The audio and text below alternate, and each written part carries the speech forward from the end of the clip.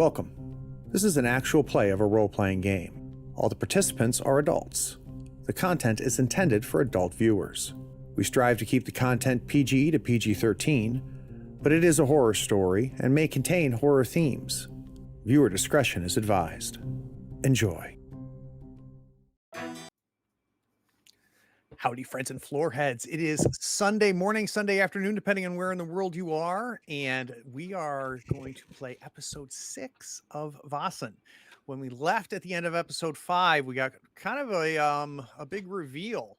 Our four Thursday children went to visit ex-Sister Carol at her house in the village, and she explained what happened to our little girl and the level of involvement of Sister Nola in all of this. We are going to cut to the four of them riding in the carriage, leaving Miss Carol's place and headed back to the convent. You guys can hear the click-clack of the horse's hooves from the carriage that you hired to take you back. And it's about mid-afternoon.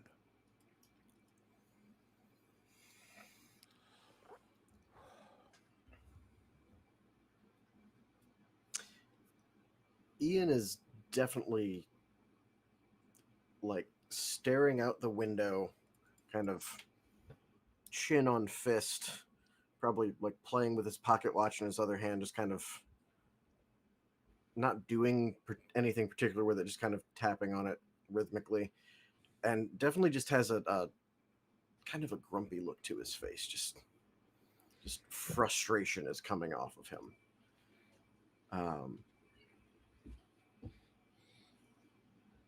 And he after a while will say,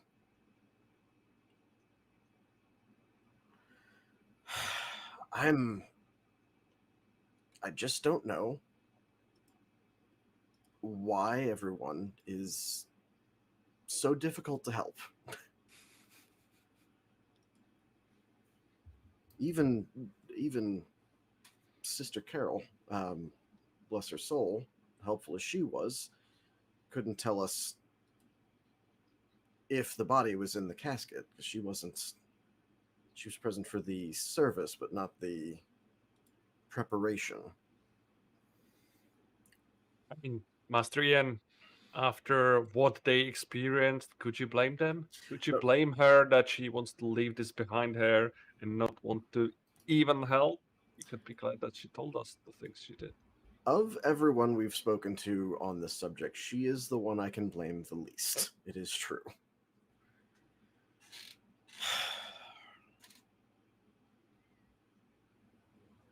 I think the convent can't avoid, or they don't want to avoid having this being public, having this blown out, and it's more important to them than the safety of the people living there or of the children even. And they are just not wanting to give that up. So we either find a solution that will help to protect their secret, their business, and whatever they do there, their secrecy, and we solve the Myling situation, or, yeah, well, the other way around is quite obvious, isn't it? So quick reminder for the four of you. Can you guys each give me your character's condition situation, both physical and mental? Anybody can start.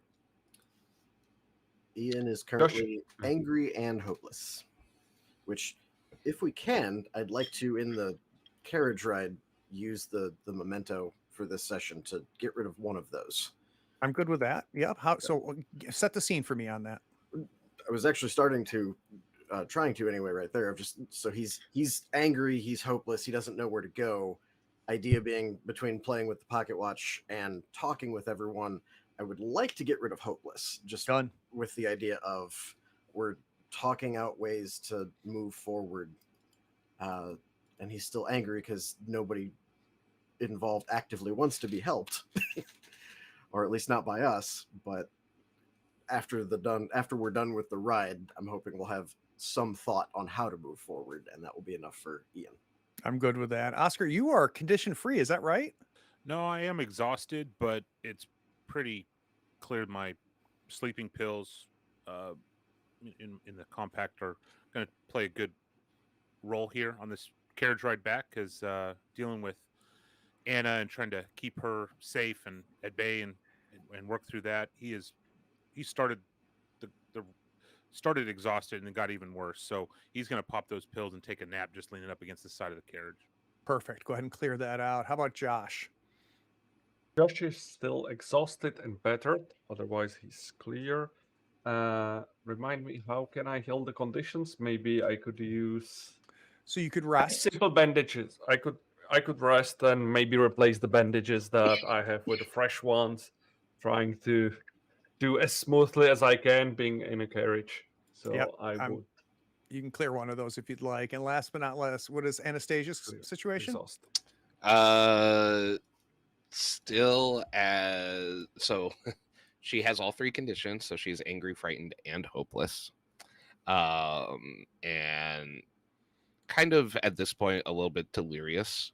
So I would say that she would probably rest in the carriage ride. Maybe even like doze off a little bit. She's kind of listening to everybody else, but what she's gone through has been very physically and emotionally taxing. Okay, so which one are you going to clear then? Hopeless. Okay, good. And as a reminder too, if you want to take the rest of the day before the evening arrives, you could also do an inspiration roll, and someone could talk to Anastasia, and for every success in an inspiration, you can clear 3 mental conditions. So that's going to be something that's available to you. So we've essentially got kind of the 4 of you in the carriage, really not interacting that much other than that short conversation that we saw. We've got some napping going on, some redressing of wounds. And after about 30-35 minutes, which is about how long the carriage ride is from town back to the convent, we have you guys pulling up in late afternoon at the convent itself. And out front, greeting you, we have Sister Ruth.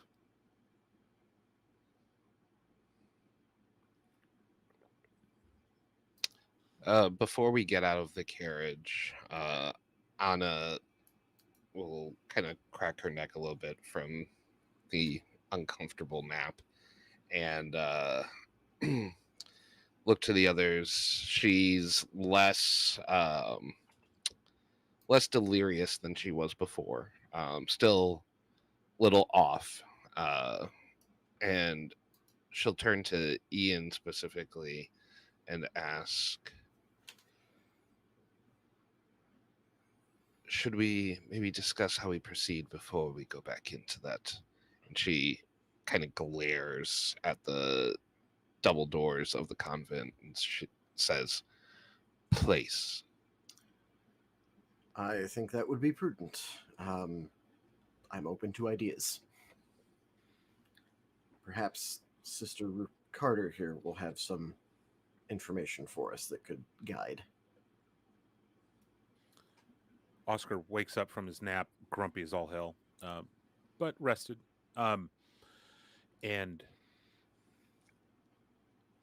he says, we know where the crime happened.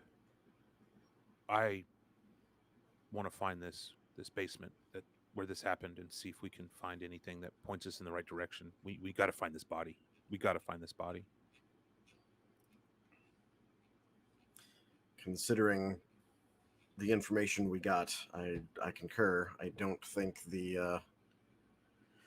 as much as it would be nice, I don't think the bring to justice route is going to be nearly as viably done by our merry band here. The question is whether or not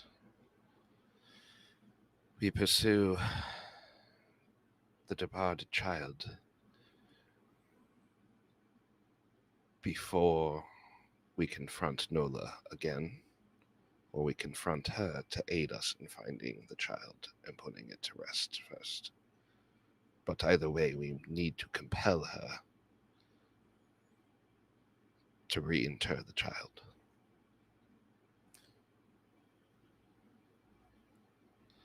makes me wonder how much of her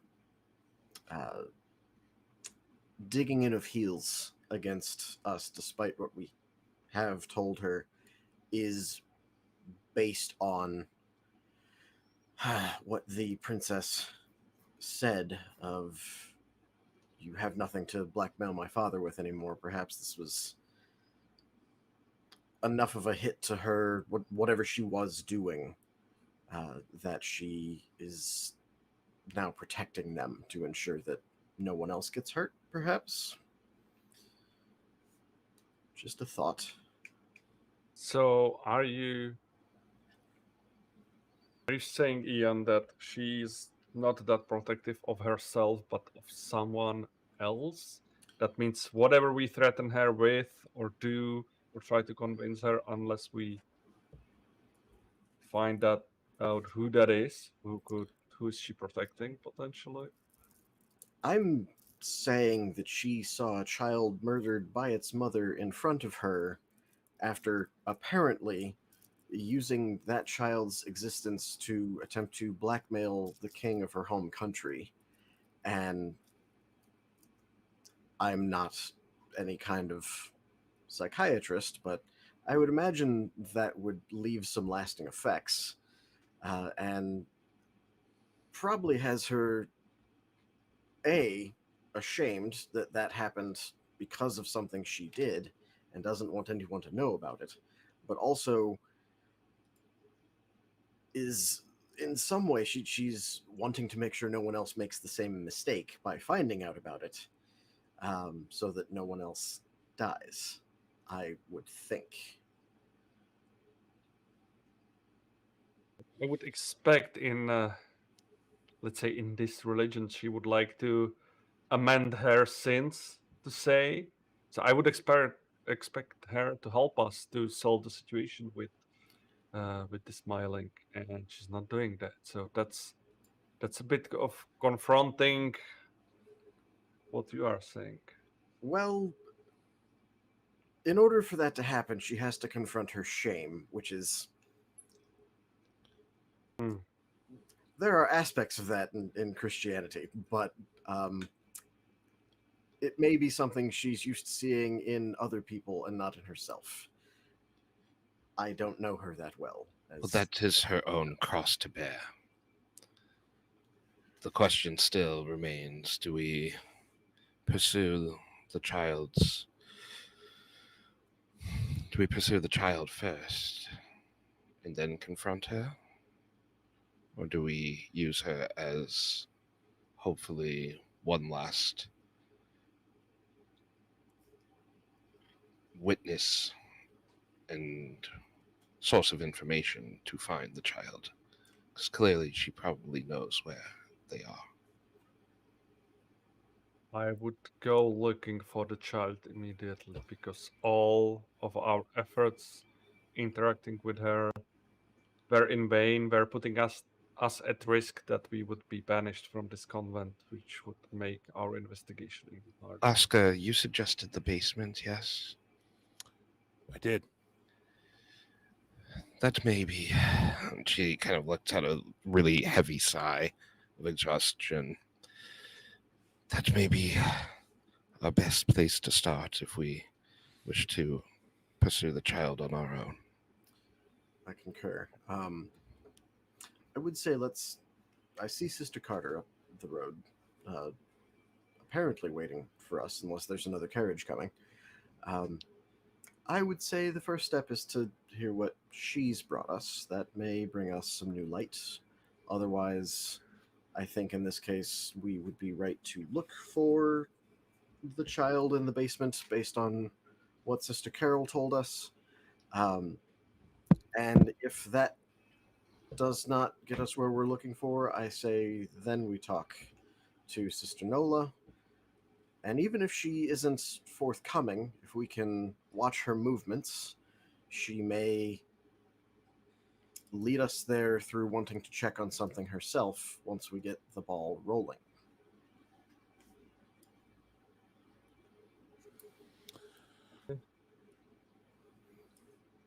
Craig, with Oscar being an observer and always watching his surroundings, would he know, or do I need to roll for knowing if I've noticed anything, any pathways, any windows, any stairwells, signs, anything that might get us a stealth way of getting into this basement without walking through the front door and looking for the sign that says basement down? Yeah. So what I imagine, based on what we've learned about Oscar, is I don't think there's any role needed here. I get the impression that Oscar is, and you tell me if I'm right here, Nick, is always hyper aware of his surroundings, hyper aware of ways in and ways out. After a lifetime of constantly feeling unsettled, a lifetime of being unsafe, Mm-hmm. right? So as you're riding in the carriage, you don't recall any signs of a basement, but based off of the architecture, based off of everything, there's no question that there probably is one, right? So the mention of the basement that would fit, this. So at this point, no, I don't think Oscar knows of how to get to a basement. There's no indication of maybe like basement level windows as you went around the convent and things like that. But there being a basement, not a big shocker. Gotcha. Okay. Does that help? Assuming, Yeah. I'm assuming in that includes no cellar doors. Correct. Yeah, there was no indication of storm doors, storm cellars, or anything along those lines. So let's have the carriage stop. And we've got Sister Ruth, Sister Carter right out there at the front. And the carriage boy hops off and opens the door for you.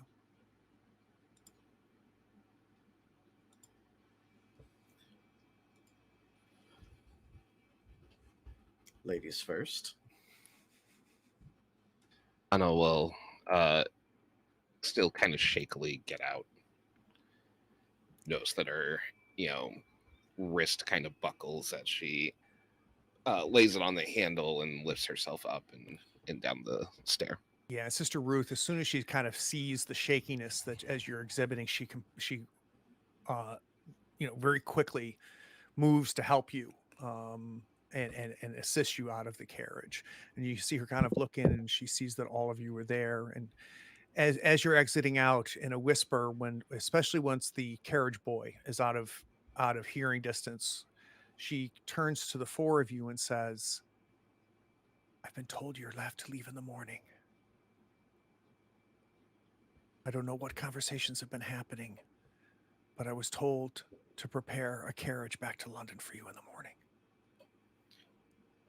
Very kind. Thank you for letting us know. Our architectural survey is just about complete. The one place in the convent we have not yet fully covered is the foundation. And would you know of a way to get to any basements or cellars beneath the building? There is a basement. And she kind of is looking around. She goes, "Everybody's at lunch. Would you wish me to take you there?" Oscar, just yes. Discreetly, of course. So being very cautious, she takes you back into the main area, takes you over towards the west wing on the first floor, not where the dormitories are. And you take some left and you take some rights as you're going through the hallways, areas that you've seen before, but pretty quickly she starts taking you to places where you have not seen. These are hallways you have not traversed. These are parts of the west wing that you have not seen before. And then she takes you to what is essentially a half stairwell, a stairwell that goes about half a story down to a large door. And she kind of looks either way and she just gestures. That's the basement. Thank I you. can Very stay kind. here and knock if someone comes. So long as it would not put you in undue trouble. I can That would come be- up with an excuse. Wonderful. Have one ready, but that would be very much appreciated. We head down the half stair. 100%. Yes. Yep. Okay, so it's a large metal door.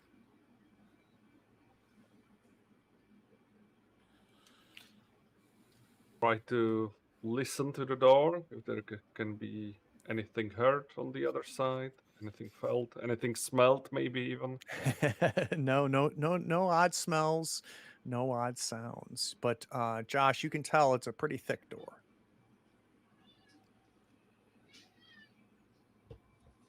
Okay, I Let's guess try it's to- now or never. Yeah, let's try to open it. And it's locked. Josh looks at Oscar, if you may. I believe All it's eyes your turn to expertise. Oscar. Yeah. I lean over and I grab the hairpin out of Anna's hair that's half cut and destroyed. And I'm going to try to precisely make a little doohickey to try to pick this lock and figure out a way of opening this cellar door. Yeah, so let's take a look. We'll definitely need a roll here. Let's take a look. All right, so hobo tricks gives you a +2 to stealth and trying to hide yourself or an object from a wealthy human. I want. Or actually, is this a padlock like on a chain keeping it closed, or is it No. like an internal lock mechanism? No, it's an internal lock. You can see it's got a very large keyhole. So it's an No old good lock. for you. Yeah. I'm fine with either an observation or agility. So observation being you spending the time to, look this thing over, figure out, how can I get this undone using the hairpin from Anastasia, or agility just for pure skill. And you Yep. get a +1 to either of those with the tools. Yep. I'll use observation. Okay. Which puts me at 6 die +1 bonus. Yep. So Lord bear me strength. Oh. 2 successes. So from halfway down the stair, the four of you are kind of crowded in this little bit of a stairwell, and looking at Oscar, who's on one knee, trying to fiddle with this thing, looking up the half stair. You can't see Sister Carter, but you can see her shadow from the scone light that's off to the side. Everybody's hushed. And then we hear a clink, and the latch as Oscar successfully unlocks our basement door.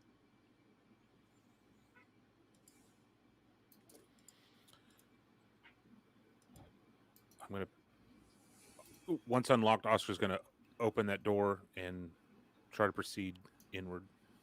So Oscar, you open the door, and it's heavy, right? And you push it open, and you soon realize that it's opening up to a landing where the stair then continues on. And before you can even see the bottom of the stair, you realize that the light from the hall does not extend far enough. That the darkness reaches and starts beyond and before the end of the stairwell. Anna will take from her bag the crystal ball with the candle melted on top of it and light it. While she's doing that, Ian's going to look into the hall before the door. Is it lit by like mostly natural light through windows, or do we have some torches or something? No, you've got electricity, right? So you've got lighting in the halls themselves, but it's not super bright. So yeah, and there's no indication of lighting here in the basement. So right now, Anna's candle would be the only source of light. Shall we?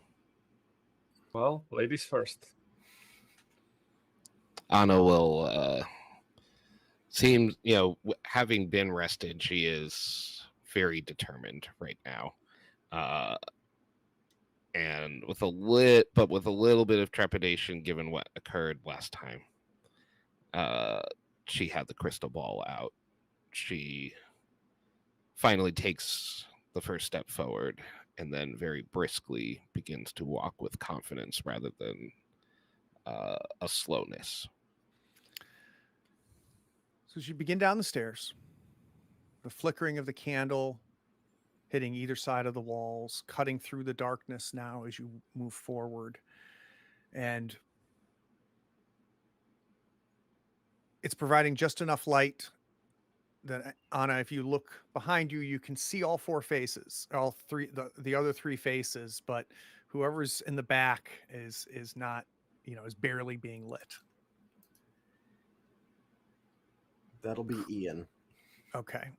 And we hear the creak of the steps as you head down. Each step creating a deeper echo. So as you're headed down, every noise you make is bouncing back to you as you work your way down. And it's a smell of dust. It's a smell of mildew. And when you reach the bottom of the step,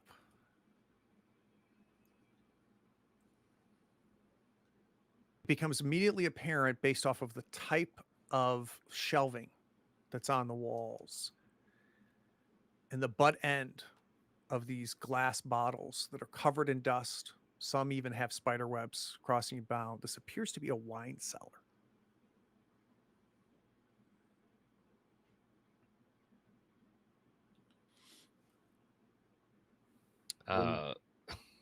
Anastasia will start to chuckle a little bit, and then it starts as a chuckle, and then she begins to truly kind of not lose control, but give in to the laughter a little bit. Did we close the door, by the way, on the stairwell? Ian, the point I was going to say was Ian, as everyone's heading down, has like a moment of, if this place is entirely dark, we should really go down with more than one source of light, especially when one's a candle. But the anger he's feeling is definitely propelling him forward. But he does, as he is the last to come down, think to close the door. Not locking it, though.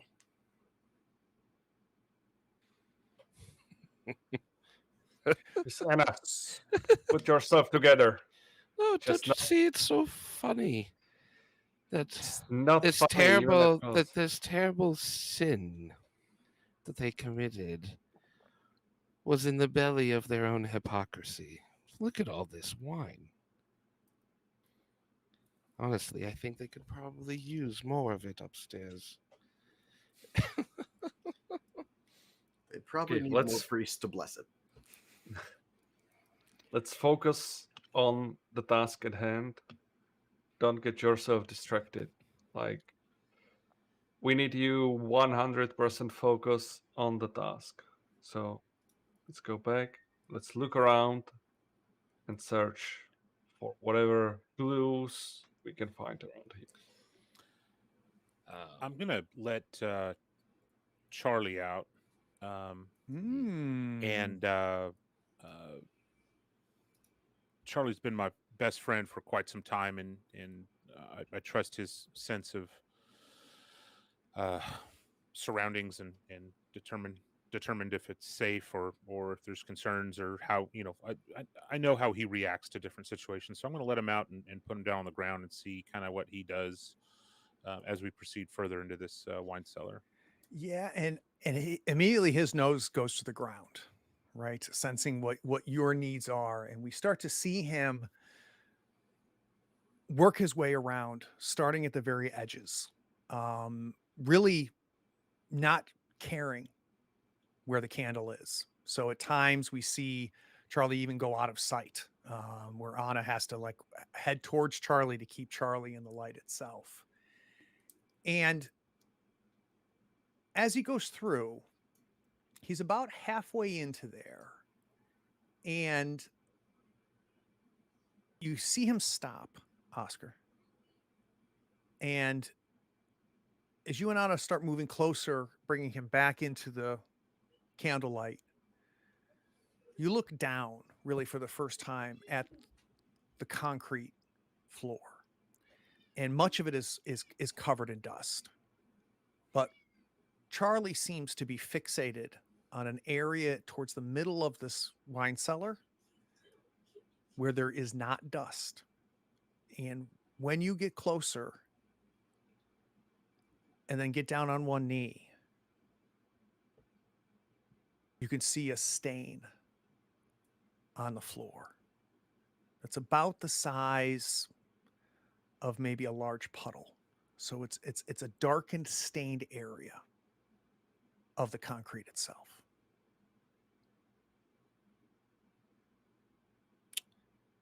We all see this happening, correct? Mm-hmm. Anna will slowly walk up to what I assume is a very excited Charlie, being such a good boy. And she'll kneel down and pat him and say, We'll make a medium of you yet, little pup. And she takes out a little bit of the salt and lets him lick it from her finger. And then turns to Oscar and says,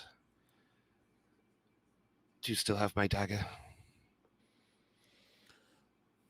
Hand it over. No, please. And she hands you instead the salt and says, Hopefully the last time I have to do this in this place. Yeah, he kind of looks at you like, "Oh, we're doing this again." Okay, cool. Oh, well. Well, as that's happening, Oscar, as you're kind of going, oh boy, here we go again, right?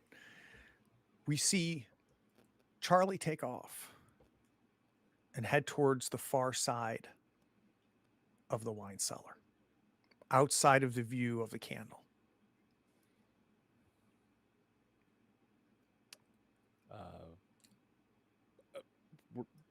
I'm going to follow. Anna, come here real quick. Bring the light, She'll, everybody. she'll stand up. And he now appears fixated on a corner of one of the wine cellar shelves. You see him sniffing, and he'll kind of go away from this corner and then sniff his way back and get fixated, then drift off to the far left of it. But he keeps getting pulled back to the one corner of this shelf in the wine cellar. I'm gonna go straight to that corner and start investigating what's alerting Charlie. And when you get there, Oscar, I don't think it was real apparent, especially with the quality of the lighting you have in here. You know, everything looked like these built-in shelves, when in reality, now that you get there, you can see the seams, and that it's almost like bookshelves that are obviously pressed up against the wall. And when you bring the candle close enough to an empty slot in the wine cellars, you can see the concrete wall behind it. So the walls aren't wood. It looks like the walls are concrete, and these wooden wine rack shelves that are about 7 foot tall have been built around the walls of this basement. I'm gonna start pulling wine bottles off and trying to get access to see what's behind this wine rack, and get to a point where I can maybe pull this built-in away from the wall, away from this corner, to As see. as Josh sees this, he's like, Oscar, now it's not the time to drink. Not now, Oscar. He takes the one bottle out of his bag that he thought he was stealing and puts it on the ground, thinking he got caught. Yeah. So Go ahead. I'm gonna approach and help Oscar, as I see that he's obviously looking for something there. And keep me honest here, Nick, but I see this almost become a fever process, right? Where you're just pulling bottles, handing them to Josh. Josh is putting them away and setting them down. We've got almost like a chain gang going, right? As we start clearing these bottles. And as you go lower and lower on the racks, pulling these bottles out, covered in dust, breaking the spider webs that have connected these bottles for who knows how long, the concrete stops. And as you pull a bottle about the fourth row from the bottom, you, instead of seeing the concrete wall when you bring the crystal ball with a candle on top to it, you see darkness that extends beyond what the candle can reach. So it appears to be that the concrete wall stops about 3.5 foot from the floor. I think we have a pathway back here, guys. Let's keep moving bottles, get this out of the way, and investigate this open Anna will space. kind of tilt her head and extend, looking underneath and extend the candle out, and she'll say, turn to Ian and say, "Those undoubtedly sneaky sisters. Do we think we should maybe have somebody other than me go first?" Wouldn't be a bad idea, other than whoever goes first needs to take the light. Well, She'll take I the guess- candle off of the crystal ball as you all decide who will take it. Ian would also mention as the bottle removal continues after we've found the spot where the wall stops, is there a way to move that whole shelf? Well, interestingly enough, Ian, as you're watching Oscar and Josh pull these bottles off, once they've gotten well over half of those bottles off of this large shelf, and the shelf again extends up about 7 foot, and it's a good like 6.5 feet wide. But as these bottles are getting pulled off, you're starting to see the wood shake a little bit, right? So it's almost like the weight of the bottles is making you realize that potentially this rack may not be attached to anything, that it may be just the sheer weight of the bottles that made it feel and seem so permanent. So as bottles are removed, Ian, you have no trouble realizing, I think if this gets light enough, we might be able to pull this wine rack out. That's the point where he starts to help. He that is the part that made him go, oh right, I have hands, I can do dirty work. He will for the moment hand the candle back to Anastasia and begin taking bottles off as well. And you observing it from that distance, Ian, I'm going to put you in the advantage here, where Oscar and Josh are very focused. Anastasia is keeping the light steady as all of this work is happening.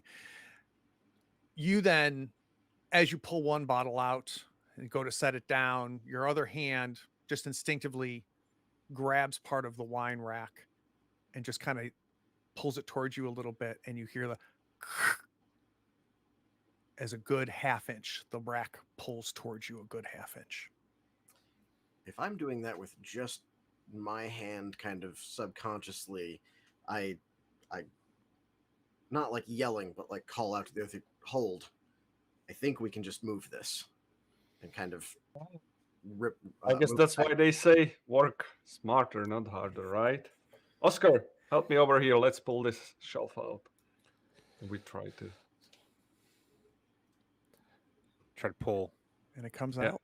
So slowly you're able to drag it. We hear the wood scraping against the floor of the concrete. And as you pull this wine rack out, it's good, probably 2 foot deep. And it slides out. And without any difficulty, especially with the three of you, you're able to slide it to the left. And what you observed through the holes left by the removed bottles, you now see in full view, which is the concrete wall that extends all the way up to the ceiling. But about 3.5 foot by about 7 or 6 feet, the wall does not extend to the ground. It stops. And the shadow of the flickering candlelight shines, and you can see the floor extends beyond the wall. Craig, is it possible? So I don't know how crafting works in this game, but I've got a crowbar, I've got grain alcohol, and we've got some clothing that we can put at the tip of this crowbar and soak in grain alcohol and create a makeshift Done. torch of some kind. Is that possible? Yeah. So you take some of the take a piece of clothing that someone has, tear it up, wrap it around the crowbar, and you're able to light that to create a torch that increases, obviously, the light in the room much greater. Oscar, you've lost track of Charlie. Charlie. And as you take your torch now and pass it along, you see Charlie cowering in the far corner, physically as far away from this area as possible. That's as good a sign as any. And Anna will instead reaffix the candle to the crystal ball and head inside. She's So- not wrong. So it's not high enough for you to crawl. You'd almost have to army crawl. And- Oh, yeah, I figured. Okay. So you get down on your stomach and you've got the crystal ball, and I'm just imagining like elbows and knees, right? As you work your way deep in. And it doesn't go quite as far as maybe you anticipated. It seems just the way that the angle of the light, but it's only about 4 foot deep. I'm not sure what you expected to see, but what you find is a burlap sack. It's about, circumference wise, maybe, I don't know, 2 foot wide. It's a good 3.5 foot long. And it has ropes tied in segments all along it. There's about 7 different segments of rope holding and binding whatever is in this sack. At the far end of the sack, you can see where it's been tied off and closed. Anastasia will reach out with her right hand to grab that end of the sack and as delicately as possible pull it while crawling back. So as you pull it out, it's not that heavy. We've seen, for the 3 of you, Anastasia's feet, right? As she's extended herself in here, and we start to see her feet coming back out again. As she's kind of inching her way backwards, and you can hear the sound of that sack being dragged, because it can't be lifted from where she is, being dragged across the ground. We see the crystal ball come out. We see Anastasia able to finally get her head out from under this crevice. And then your left hand, Anastasia, pulls this tied burlap sack out into the main basement.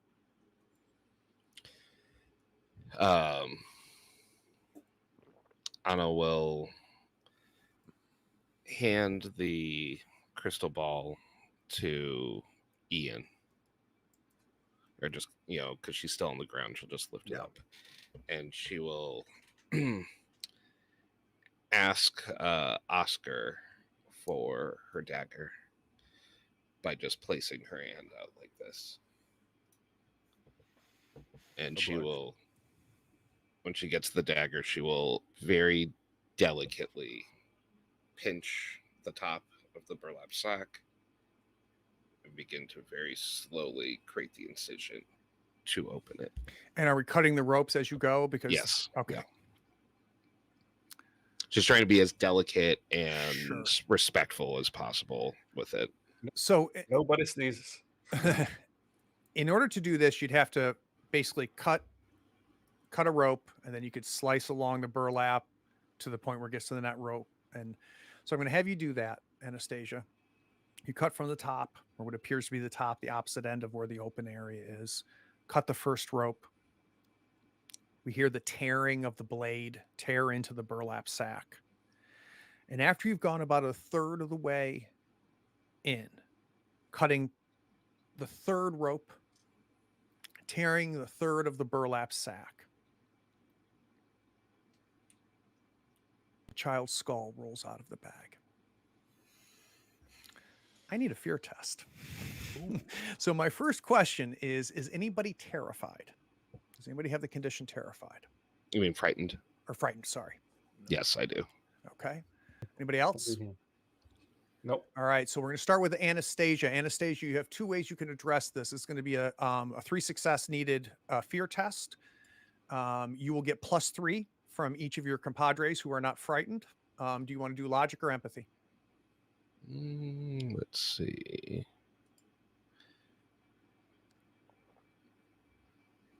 If it's straight up logic or empathy, either one is fine. So how do you think Anastasia would deal? empathy. Empathy. All right. Let's do an empathy roll +3. All right. We need 3 successes. +3.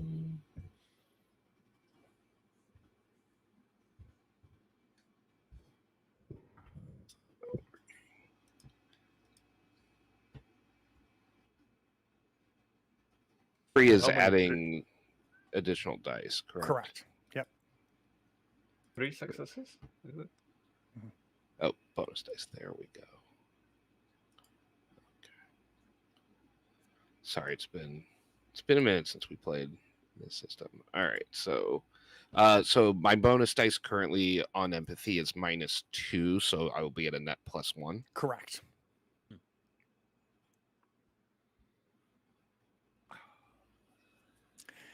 Okay, so you are what's considered terrified in the game. It's not a condition, but I do need a 1d6 roll. So just do a straight 1d6 roll off of the tray. Okay.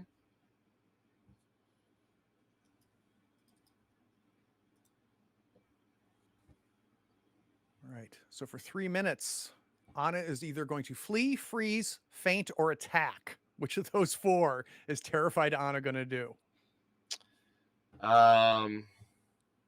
She'll freeze. Josh. Same thing. Do you want to do empathy or logic? I will roll with empathy. All right. +3. My +3. And I have a talent which is saying, sorry, bonus dice here.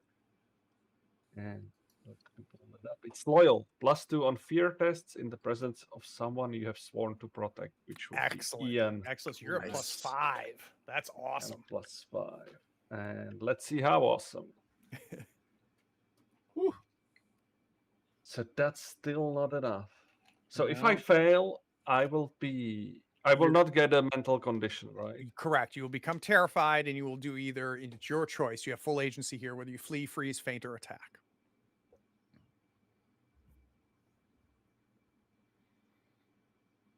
Can we push these rolls? You can, if you want to pick up a condition. I guess, yeah. I want to pick up condition. So I would roll 7 of those. I'm thinking it will be hard for everybody to pass this, so I will try to push it. Okay. So I will be frightened, but not completely. All right, you picked up So your. yeah, you got your 3 successes. So go ahead and mark yourself as frightened, but you are not out for any minutes. Ian. He would definitely go at this with empathy. And we'll have a net +2 from being angry. Well, actually, one of you, I should have done this with Josh and I didn't, but it's not a big deal. You're not going to get a bonus die from Anastasia because she is terrified. Okay. You're only going to get a +2. Okay, so a net +1 because angry, which I can definitely see this, the anger contributing to this. Like he's already kind of boiling inside, and then goes, oh, that's the physical manifestation of why my anger is here. And yeah, let's see where this goes. Yeah, no, that's fine. He's definitely going to freeze because in his head he's going terrified, want to punch things. Wait, no. Oscar, you're going to be in the same situation. You're going to be only +1 because of Josh. As we see this skull of this child roll along the floor. All right. Definitely using empathy here.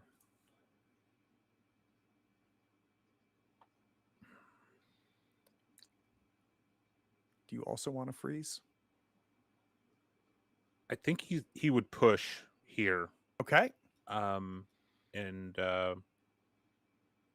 he would probably take angry because of what he's seeing. and the innocence of a child. Excellent. Dang it! All right. Flee, freeze, faint, or attack, Oscar. It'd be freeze. Josh, you see the skull roll. You look up to see the faces of your three compadres, and they are just standing there in shock. And you stand there as the skull rolls and stops at your feet. We're going to take a quick 10-minute break. We'll be right back. So I am a bad GM. I should have only been 2, not 3. So, but we have enough time passing where the terrified condition leaves you. We have the 4 of you standing, what you assume to be the rest of the remains inside of that sack.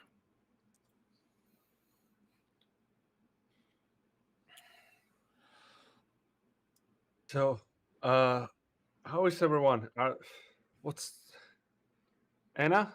Miss Anna, are you okay? Anna's kind of shaking with the knife in her hand, almost catatonic. Ian, Master Ian. Ian, Are you still Ian- with us? Ian does a slow couple blinks.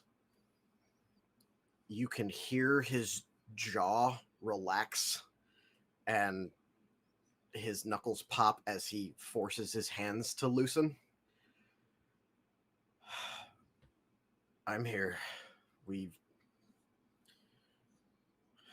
found her, at least. Well, that reminds me of the Newcastle situation we had back in the times. Oscar, mate, what's up with you? Are you okay? Holding up? He's fuming. He's pacing. He is beyond angry about what we have found and what it all adds up to. Like, it's finally clicking. The whole story is in his head that now we've got proof, and he's just furious. And Good, hold it, Oscar. We will need that energy, for sure. Mm-hmm.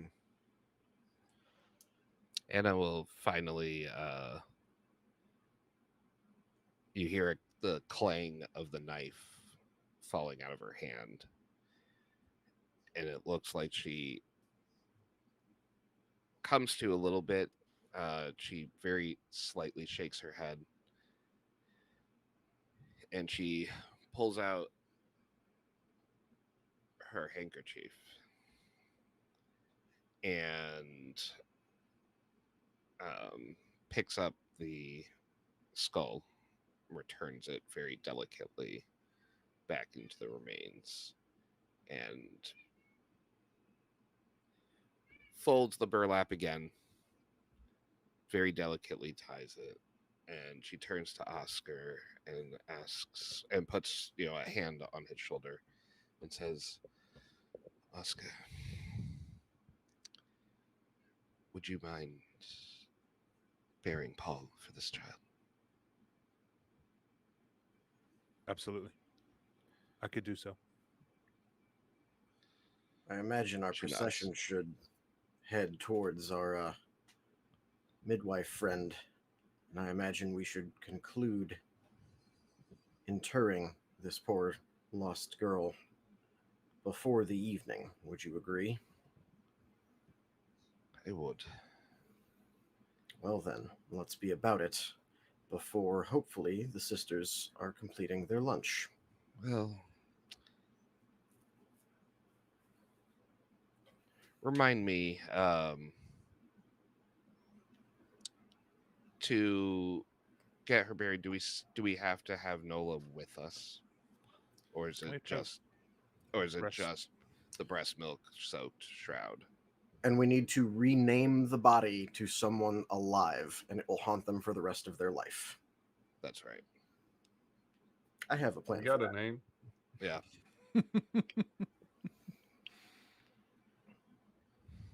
So So, Oscar let's picks up go. the bundle. We head back upstairs. Do we have Charlie?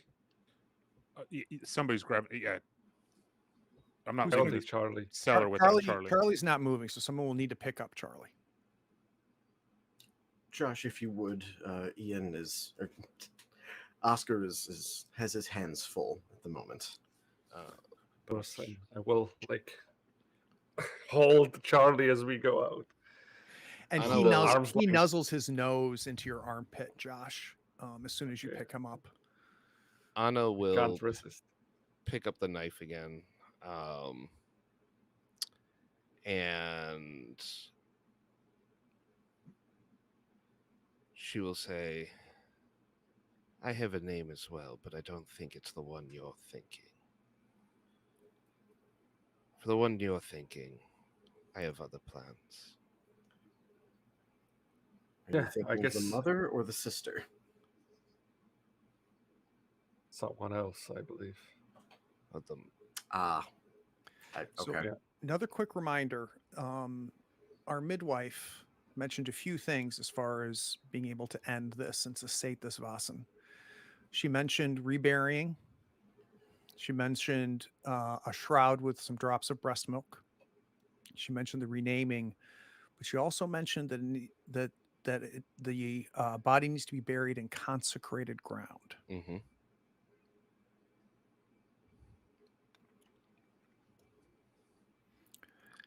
You guys open the door, and when you open it, the light almost shocks the eyes, right? You can still see Sister Ruth Carter's shadow. She has not moved as you work your way up. The noise of you stepping on the wood as you head up causes her to peek around, looking down the stairwell. Are you okay? That's a No. relative term, but we are physically whole. She looks at you, Oscar, and she goes, "What is that?"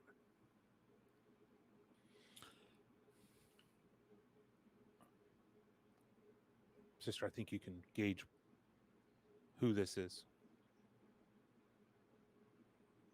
I don't understand. This is a poor soul who the troubles the convent is experiencing, the unkindness, extreme unkindness done to them to end their life is fueling the spirit that is causing the issues. In order to stop this, we are going to ensure that they are buried in a way that will appease the spirit and respect this little one. We have almost everything we need, but they need to be buried in consecrated ground. Forgive me, sister, I do not recall the specifics of church doctrine, but do sisters have the ability to consecrate ground? The graveyard is consecrated. Well then. This child has a place already in. It's important that we speak with the Mother Superior. And the grave had no. To get her permission to bury the child. The gravestone, did it have a name? There was no name on it. It's unmarked. We need to get the midwife. We need to get her up here, or we need to go down and. What do you need the midwife for? Other portions of the ritual, the The midwife is not strictly necessary. What we require is some breast milk. Does your orphanage also have a wetness? I don't understand. Yes. In fact, Sister, it will be best if you don't understand, but except for this. What we are doing is going to be the most holy of work to ensure that this child gets the peace that it so richly deserves. And as what you're saying starts to sink in, we see her left hand cover her mouth. You see her eyes wide open. You see her right hand doing the cross gesture on her chest. Anna will put her hand on the sister's elbow, the one that's covering her mouth, and look at Sister Ruth, locking eyes, and say, I know, and pull her in for a hug. And she accepts that, and she whispers in your ear, Anna, where do we go? We need your Mother Superior to allow us the permission to bury. All we need is a clean, white shroud, and we need a few drops of breast milk.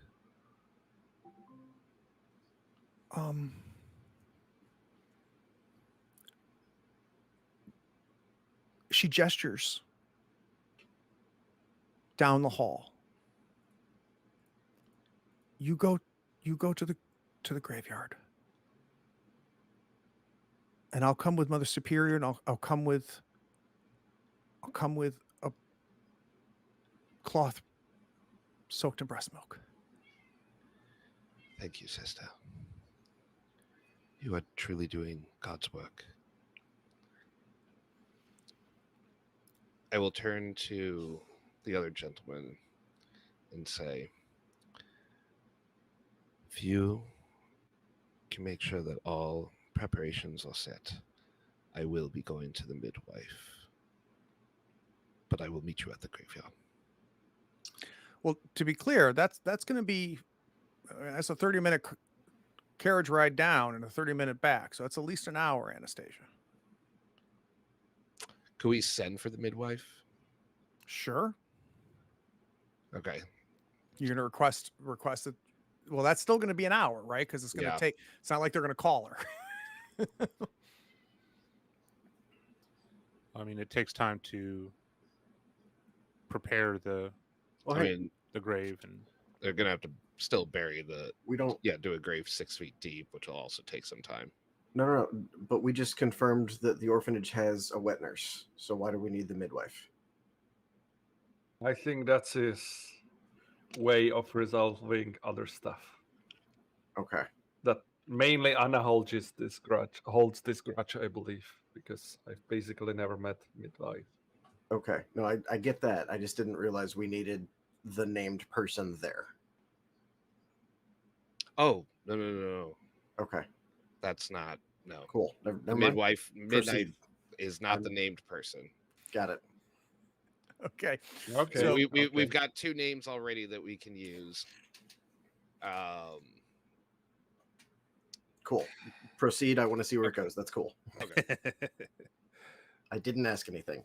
So all right. So we're sending Sister Carter to go get from the wet nurse a soaked cloth. She also mentioned she was going to get Mother Superior Margaret, meet at the graveyard, and then are we also requesting Ruth to have the midwife brought? Anna needs to see the midwife before the proceedings. Okay. So whether she goes and meets everybody else, but I mean, What are I we gonna do? know. I think Anna's got to go. She's the one who's talked to the midwife before. She doesn't like the nuns. So let's do this. Let's have the 3 minus Anna head to the graveyard with the remains. Sister Ruth takes Anna to the front, calls for a carriage. And Anna, we'll cut to you arriving at the midwife's home. Anna will get out of the carriage and say, please wait, this should not be long. And she will turn to the door and knock. And there's a bit of a delay, but the door opens and Helen is there. She seems a little surprised to see you. Don't worry, I'm not here for that. Well, I'm here for that, but not that. May I come in? And she kind of looks to see if anybody else other than the carriage boy is there, and she lets you in. I assumed our business was done. I have new business for you. And she will take out her wallet and put 50 pounds on the table. That is a chunk of change. Mm-hmm. She says, by the sisterhood that we both belong to, I offer currency in exchange for service. And I offer to keep your secret.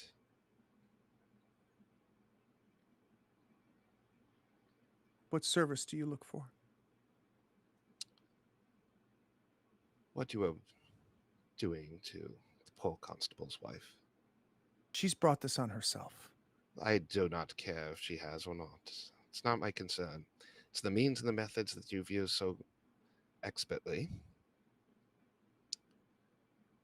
There is a sister in the convent. I want you to do the same. Your methods are your own. I do not mind. But know that she has it coming because she is one of the ones responsible for the infanticide. Are you looking to buy some medicine? I am looking to buy an assassin.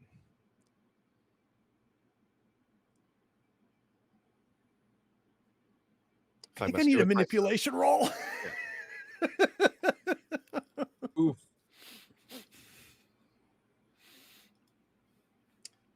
All right, manipulation. Here we go. Look at it.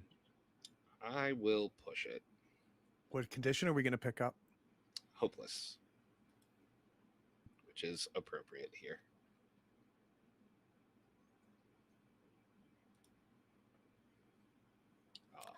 It is appropriate. She sits for an uncomfortable silence as Anastasia, it's very clear what you're asking her to do. She stands up and she goes, I don't know what world you think that we share anything. I am not an assassin. And the business here in town is none of yours. You take care of your own. Good day. She starts walking towards the door. She will say, fine. The medicine, then. She pulls a And she'll poultice put- out. Oh, I was going to say, and she'll pull another bill out of her billfold and put it an additional 10 pounds. She takes the 60 pounds. She stuffs it in her breast. And she hands you a small sack. About the size of a baseball. And she says, once this is in your hands, it's no longer in mine. You understand that? Trust me, Helen.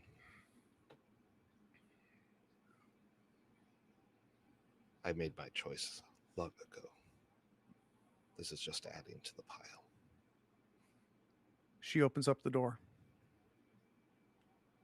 Thank you.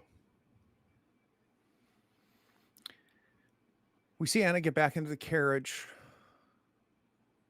We go to the graveyard where the three of you are, Oscar holding the remains.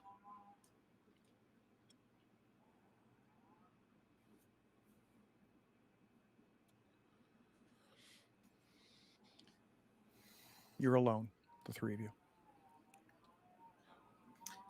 I feel like on the way up and out, Ian would have like slipped into a kitchen, not for anything big, but to grab like some bread and cheese because it's past lunch. We've been going, Fair. and he knows there's going to be digging to be done, so he's going to grab something. We have a graveyard picnic. Yeah, exactly. Meanwhile, Josh either improvises some like stonemason stuff to put into the gravestone, the name, or if it would not be there, I guess piece of charcoal would be enough to at least temporarily write on the gravestone, "Here lies," and waits. So he puts in "Here lies" and waits with the name, leaves that blank for me. And Josh, with the time that you have, finding the gardener's shed is not hard. So we can also have a procurement of a couple shovels as well. So let's have some charcoal and you finding also a couple of shovels as well. As you guys are there, taking in just enough nourishment to fight off the hunger. From outside, coming around the corner, you see Anna's silhouette as she's now approaching the graveyard in the back of the convent. As Anna kind of comes into focus for you all, you notice that all of her eyeliner is kind of streaming, and so it's created kind of a black ring around her eyes and looks a little bit wild as it's kind of like spread out. Obviously she's cried at some point since you last saw her, but the effect makes her actually look like a vengeful spirit herself, an angry vengeful spirit herself, as she kind of walks up the windswept hill to the graveyard. And Anna, you're about 2/3 of the way there. You've got Oscar, Ian, and Josh watching from behind the fencing of the graveyard. Evening is approaching. There is still sunlight, but the breeze is growing colder as night is approaching. And we see the back door of the convent open. We see Sister Ruth Carter. Behind her is Mother Superior Margaret. Behind her is Sister Nola as they begin walking up to the graveyard, the three of them. You're ahead of them, Anastasia, coming from a slightly different angle.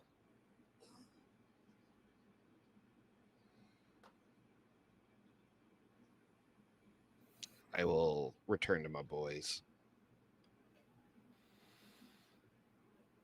She looks to the three of them and she says, "Are you all ready?"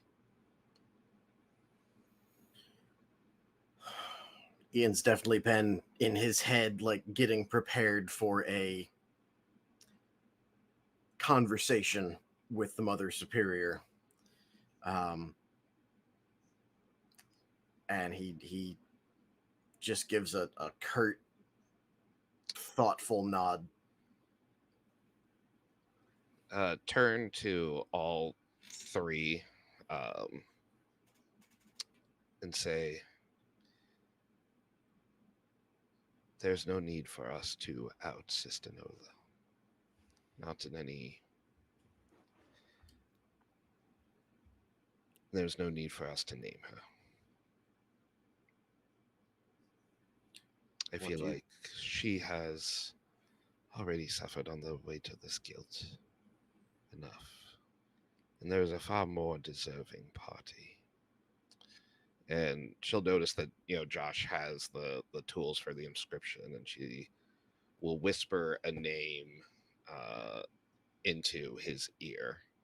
And Vaslav, I'm just going to secretly send it to you. Okay. So as you guys are expectantly watching our three nuns as they approach, once they get about 50 yards away, you can see the expressions on their faces. You see Sister Ruth still well in shock, I think, by everything that has been foisted on her in the last 90 minutes. You see Mother Superior Margaret with a bit of a stern but concerned look on her face. And then you see Sister Nola notice what's at the feet of Oscar. She's behind the other two and she stops. And the other two continue.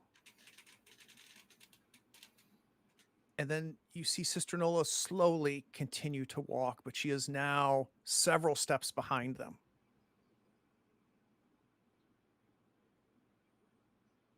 The Superior Evans gets to the gate, but doesn't enter the graveyard. And she sees the shovels. She sees the four of you. She sees the sack, not knowing what's in it. Explain yourselves. Mother Superior.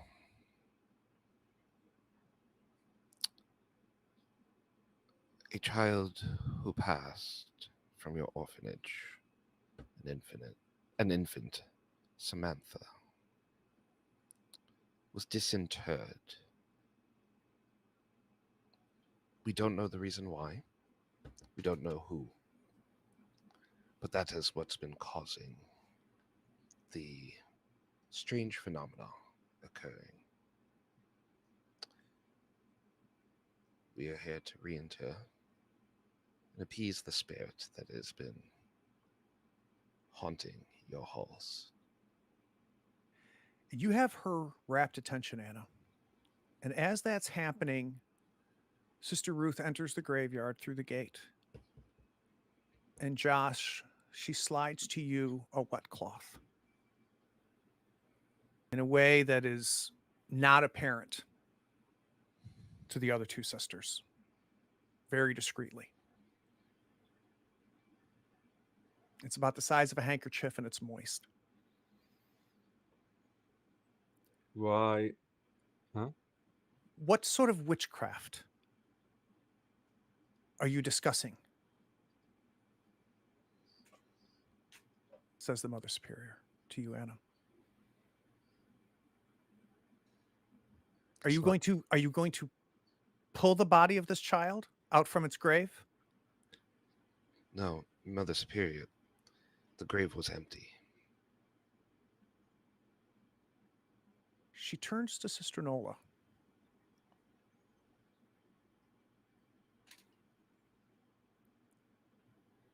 And Sister Nola just shakes her head. Sister Nola does not know anything of this. I got the. We could not solve the mystery of who was behind this. But what we did uncover was the fact that it was empty and the child was missing.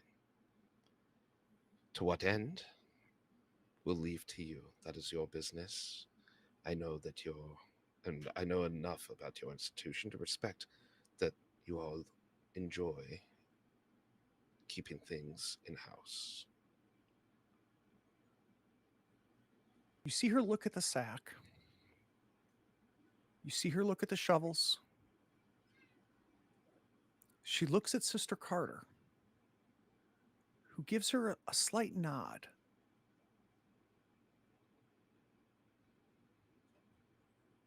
And I don't know how you know this, Anna, but when she turns back to you, Mother Superior's face is unchanged, frozen with this stern but quizzical look. Somehow, she is making it clear to you to proceed. I will not look to Josh and Oscar to see if they're ready. Give them kind of a look of, are you prepared for this awful task? Not that he's ready. Yeah. Oscar doesn't stop with his eyes locked on Nola the entire time in disgust and hate for the situation at hand and the cover up. But he kind of nods, and Oscar's willing to do what's needed to put this child to rest. Anna will approach the group, hoping that the nuns will follow, and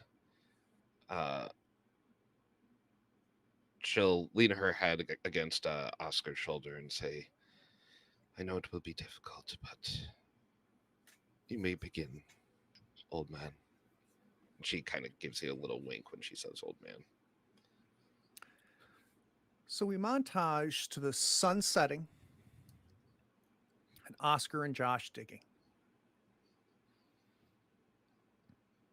Shovelful after shovelful, breaking through the grass that's already grown over this grave. We dig down, and when we hear Oscar's shovel hit wood,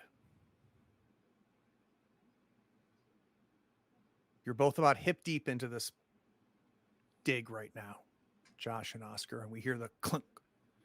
No longer soil, but hitting the wood of what's buried in there. Ian, you see a raven fly and land on top of the gravestone and just sit there.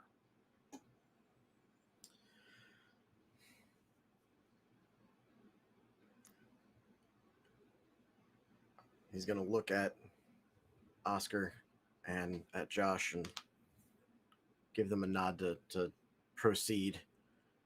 And he's going to say, "I am not myself a man of the cloth, but I understand the universal need for rest at the end of this life." And as he's saying this, I'm imagining Oscar and Josh are opening and starting to put in the remains that have now been freshly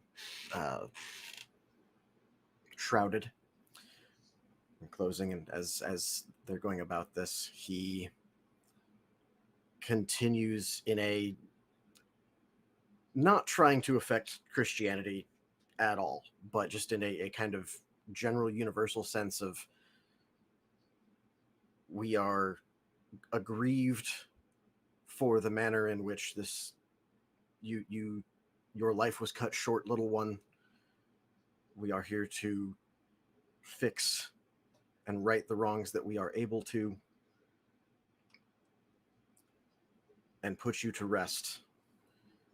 And is going to kind of look over at, actually, Josh, you hadn't written anything to the name yet, right? Not yet. Okay. And he's going to kind of leave a pregnant pause at the end of a statement that is waiting for a name to fill it, and is going to be timing this for when the casket has been closed once again, as you are up there beginning to write it, so that as you're done, you can step away from it and he can read off of the gravestone. The sack is put into the empty coffin. It's closed up again. Oscar and Josh, who climb out of this grave, you start putting dirt. As now it's night, and we hear that sound of the dirt hitting the top of this coffin as it slowly is now being reburied. Takes about a good hour. Our three nuns have said nothing. The raven has not moved.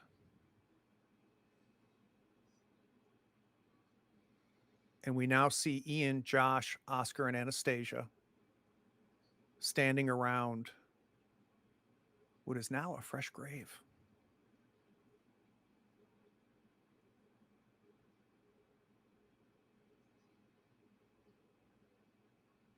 Mother Superior,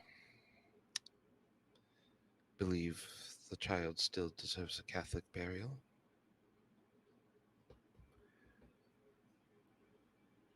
Now piecing it all together, Mother Superior Evans walks to the grave. She pulls a rosary out of her pocket, and you see her fiddling with it in her right hand. You see her left hand wrapped around the cross around her neck as she bows her head in silence at the foot of this fresh grave.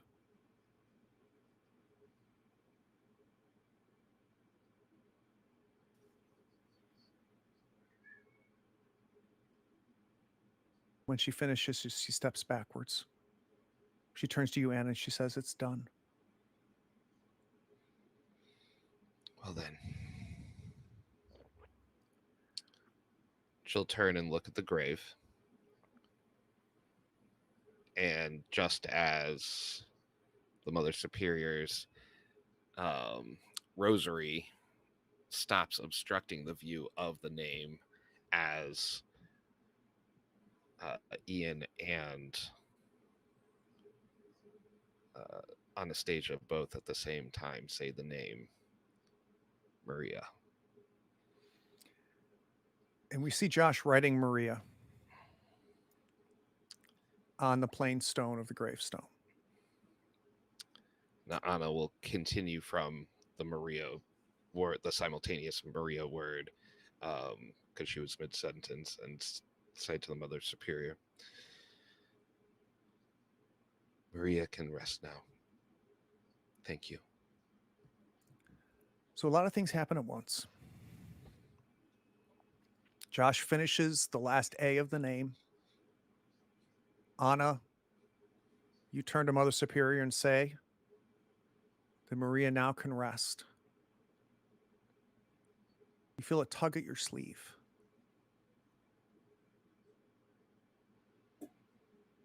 And you look down to your right hand and see a child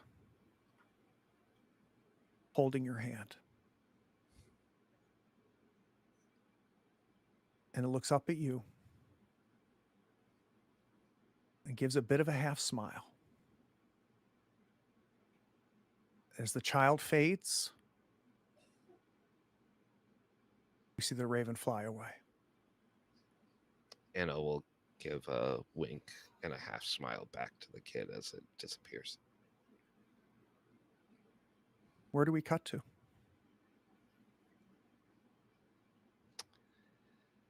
We're staying overnight, correct? Mm-hmm. Arrangements Before have the been made carriage. for the morning. Okay. After dinner, because I'm sleeping in the women's dormitory, Anna will sneak to Sister Nola's cloister.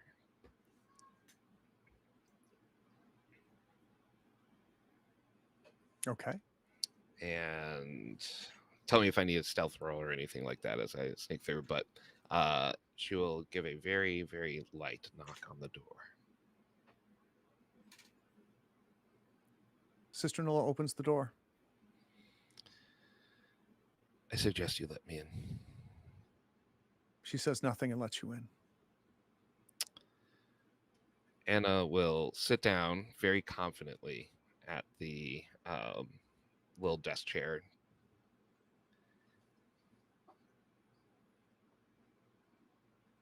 She will go into her bag. She will pull out the poison. Just lay it neatly, but with a very discernible knock on the table. Then she will pull out her cigarette case, put a cigarette in her mouth, not light it yet.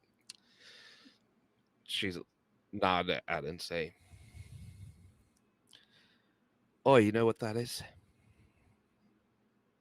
She just shakes her head. That's your way out, without embarrassment.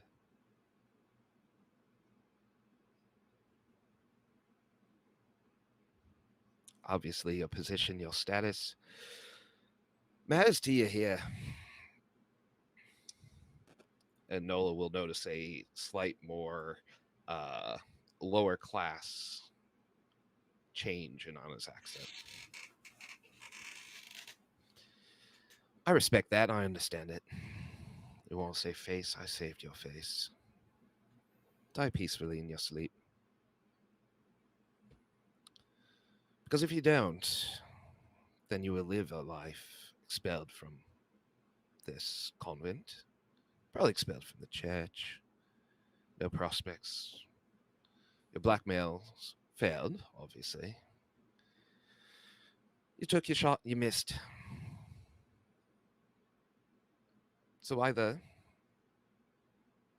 myself and my colleagues tell Sister Nola exactly what happened, or not Sister Nola, the Mother Superior exactly what happened.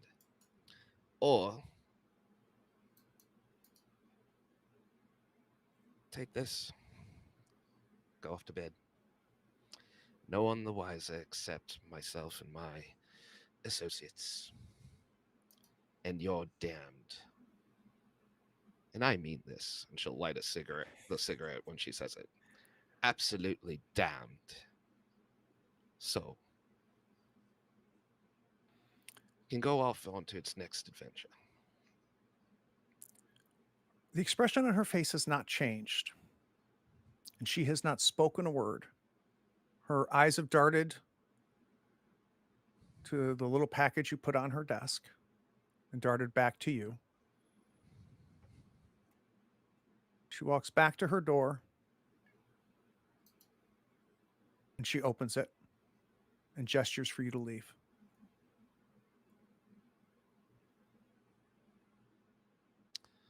Suppose I'll have my answer in the morning.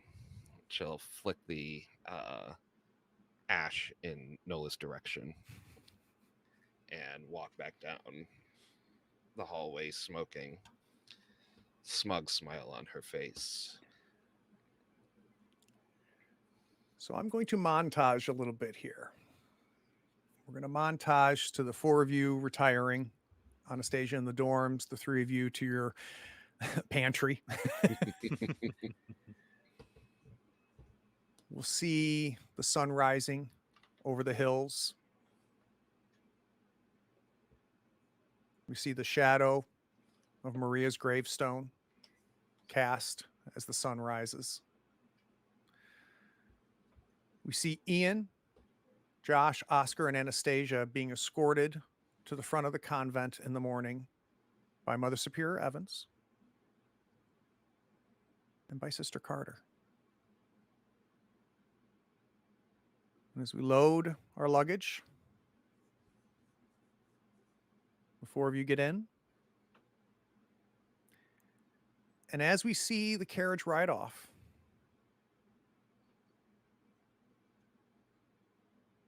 we see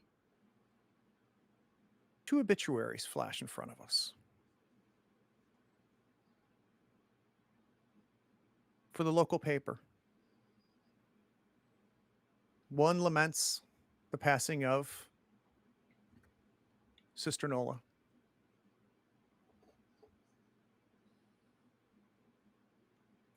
The second one laments the passing of the constable's wife. Let's go to credits. Ooh.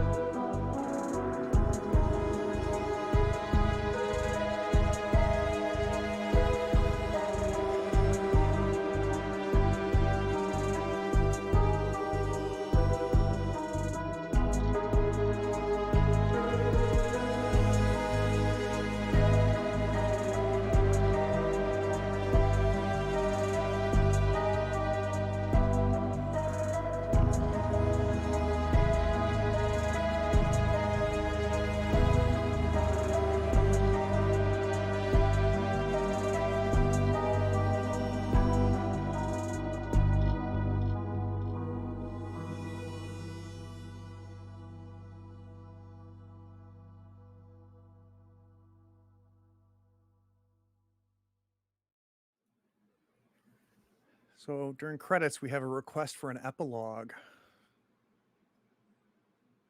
And what is that?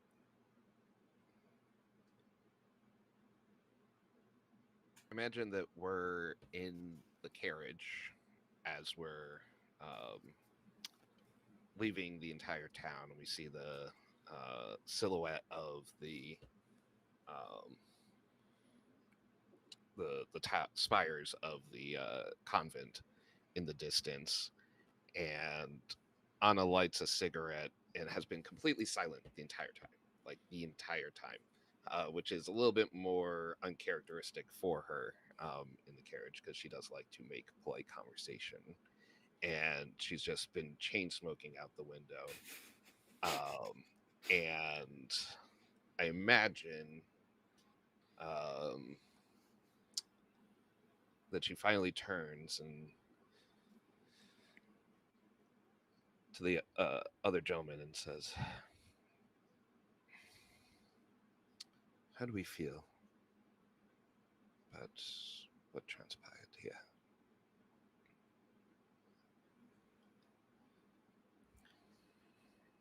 Ian definitely thinks about that a second.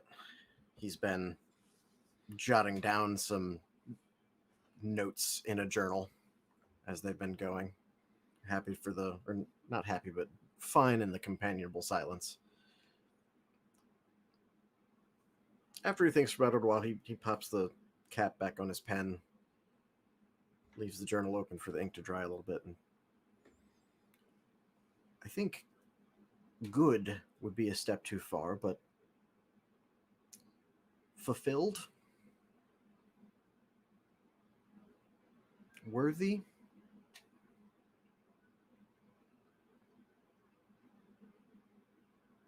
Yes, I think those would be the words I would use. Kind of looks over at Josh and Oscar. And Charlie, of course. Yes.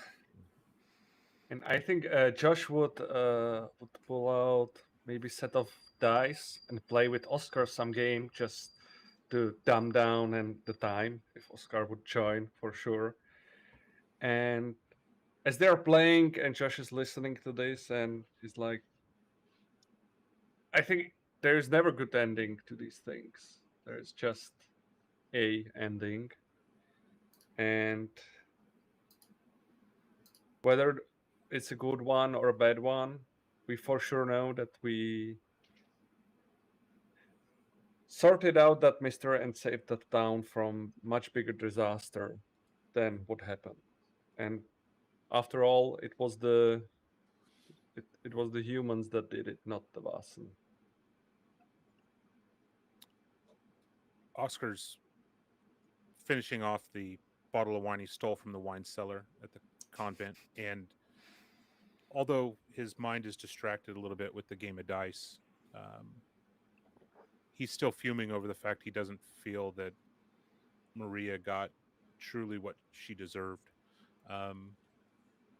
Her name will forever be in his shit list, to say the least. Like, that is, if he does get the opportunity to amend that wrong, he will take advantage of it at the cost of himself if needed. But he is bothered by what has happened to this child. He's still angry. His mental condition did not go away last night. He did not sleep. He is just fuming and frustrated. And I know for a fact that he would be holding in this burden, or not this burden, but this anger for quite some time.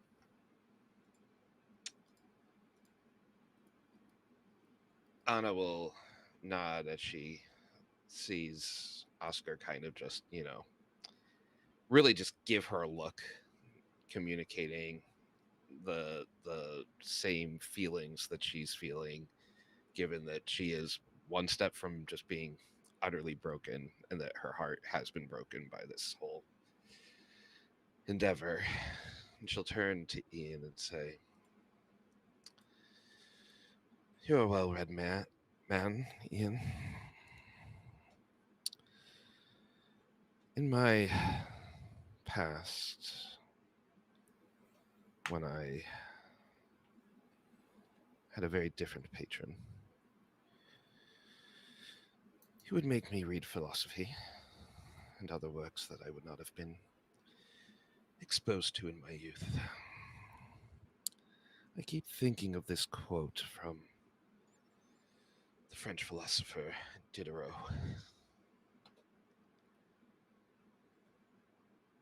She'll take a long drag of her cigarette, blow it out. She'll say, looking out the window, a tear's welling up in her eyes as she looks at the church. And at first it looks like sadness, but then you realize that underneath it is a burning anger that was triggered not just by the events here, but something from Anna's past. And she will say, as he wrote, man will never be free until the last king is strangled by the entrails of the last priest.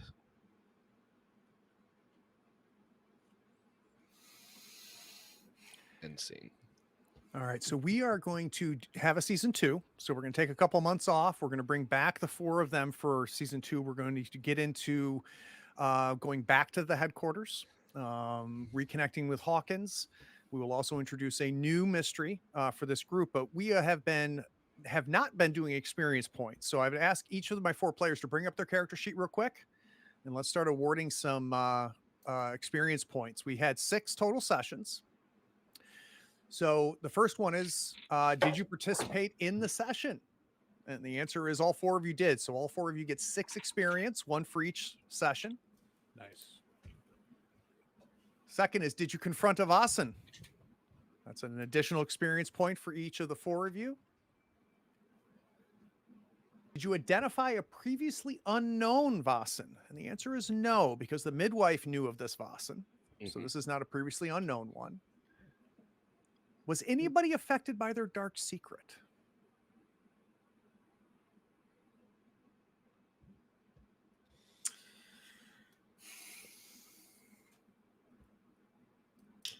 I think for me, the question is, did Anna tell, if not everyone, Ian about the conversation, the last conversation with Sister Nola? Because that would in some way affect him with that dark secret. Oh, she did not share that with anybody. Okay. Then Josh is good. Okay. Did you take risks to protect other people? I think all 4 of you did that in resolving this. For each of you, let's start with you, Josh. Did you learn anything, and if so, what? In what context learn anything? Anything? What did Josh take away from this, do you think? There was the Josh that was in a carriage several days ago, headed to this convent, and now we have Josh several days later riding away.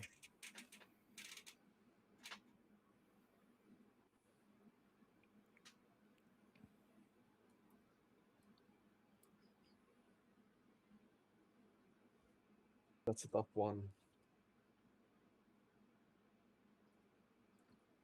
Let's give Vaslav a second. Does anybody else have something that they want to offer that they're, what did Ian learn? So Ian's trauma is he watched his mother waste away from a Vaesen that was attached to her, and he didn't know what it was at the time. And that has, even without considering like mechanical conditions, that has been an underlying unfulfilled anger that didn't have anywhere to go. And while he got a wholly different type of anger dealing with infanticide here, the reason he was fulfilled at the end was one of the things he wrote down in his journal. What one of the themes was connecting how dealing with this Vaesen, while he didn't save the child's life, he felt good putting them to rest. And so he finds that fulfillment in this new calling, where before I think he was mostly looking for some chance at at revenge, if not on the Vaesen, on his mother, than on others of its type. And I'm not saying that if he came across something that he recognizes that Vaesen again, there wouldn't be some echoes of that, but otherwise, his motivation for being in the society while still attached to his mother is no longer revenge. It is keep other people from feeling like I have, even after the fact. Great. Let's mark that for an experience. Anybody else? That I inspiration. Yeah, go ahead. go ahead. Go ahead, Vaslav. I want to hear what I was Josh thinking wanted. more from a motivation that, and I have an urge to help humans and Vaesen alike, and I think what Josh learned that it's not always possible. What Josh would like would be to help potentially Sister Nola and Maria and sort out the Vaesen situation, but these two things were against one another. So it's more like he learned that not always you can do both. Sometimes it's the lesser of two evils.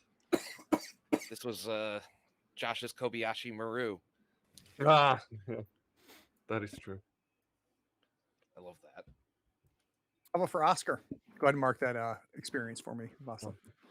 Yeah, I think Oscar realized how aligned he was with Anastasia in that he's observant. He knows why he went back to town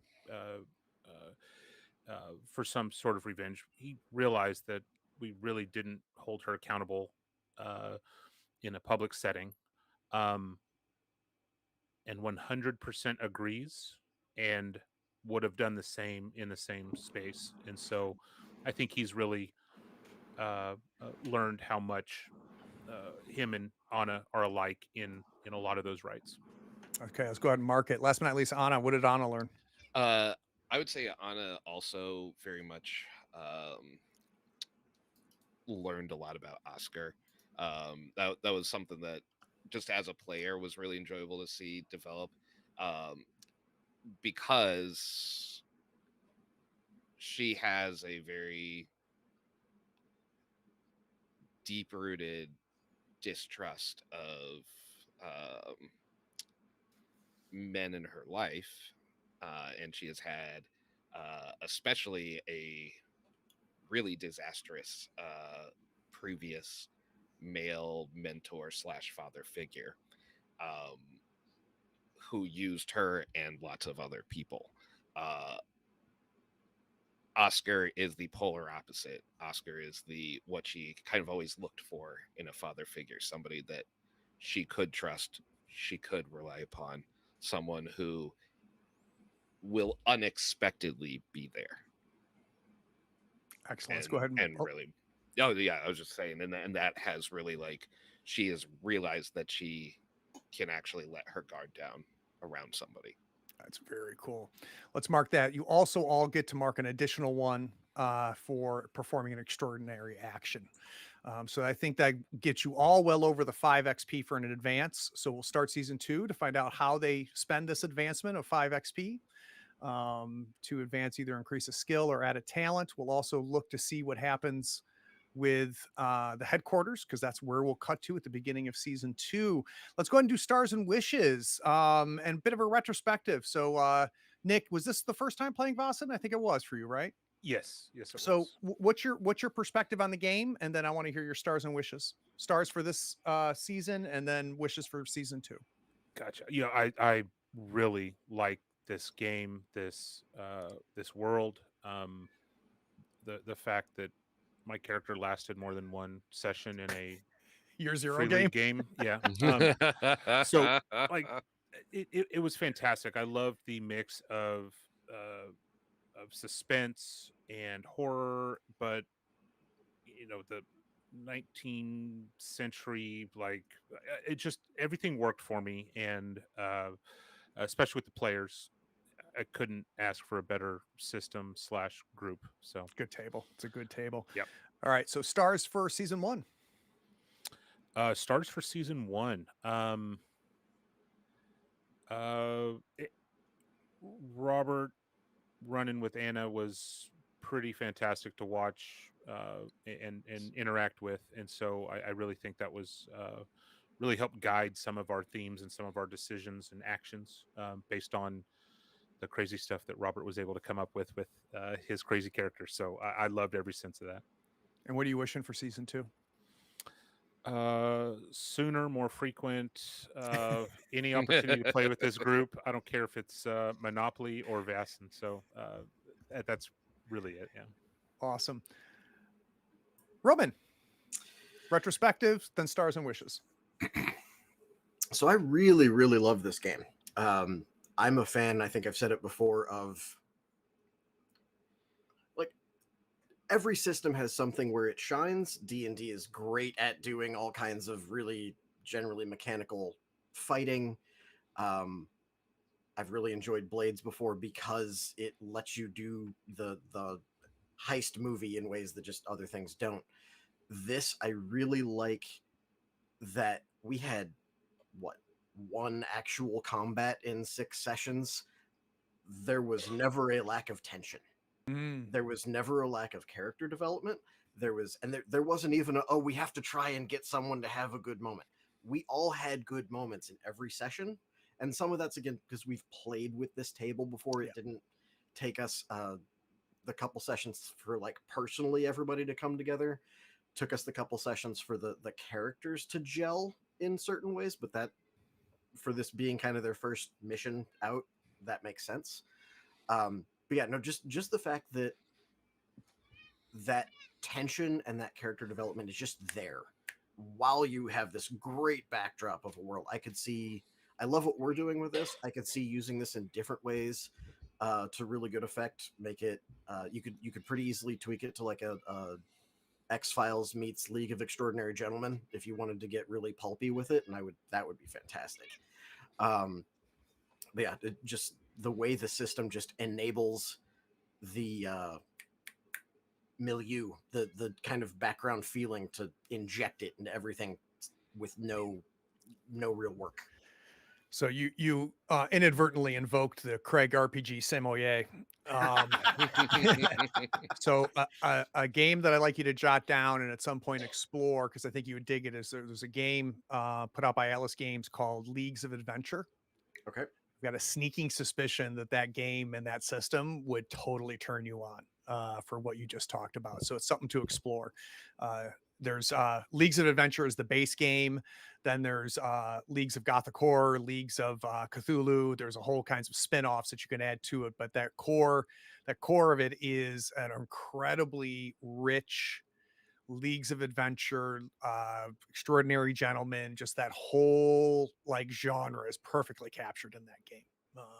Really, really good. And my good friend Anthony is I think is in charge of the entire line. It's Nice. a pretty baller system. All right, stars and wishes. So stars for season 1 and wishes for season 2. So the problem with me saying we all had good moments in every session is that makes picking out 1 star really hard.